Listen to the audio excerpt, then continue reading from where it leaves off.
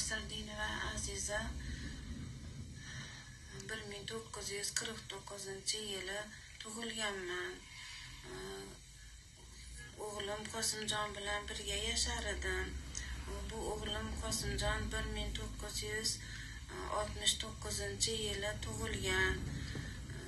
Bu o'g'limni kechasida tundi yarmida shunaqa kirishib, tintuv qilishib, olib chiqishib ketdi.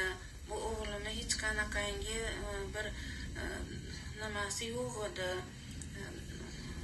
Ular o'g'limni disklarini olib chiqishib ketdi. U disklar multfilmlar va shunaqangi diniy disklar yo'q edi.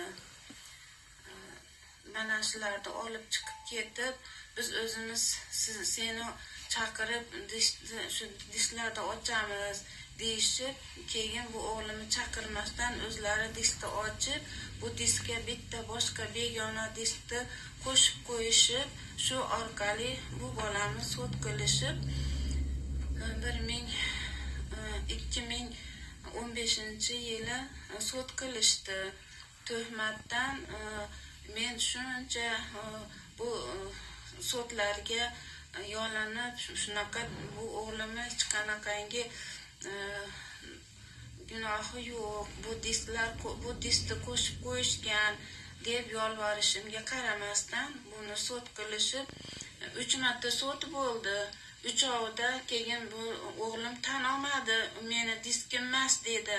O'shga berdik, o'shdagilar sud qilamiz deyishib, chaqirishib, keyin yana sizlarni sudinglar Qorasuvga qoldi dedi. Qorasuvda sud qilmasdan o'shdan nari Bishkekka olib ketishdi. Shu bo'yicha mana shu o'g'lim shu yerda Bishkekda yotibdi.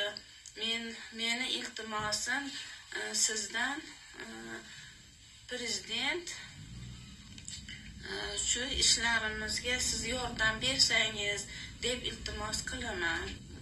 Tuhmatdan shunaqa ishlar bo'ldi.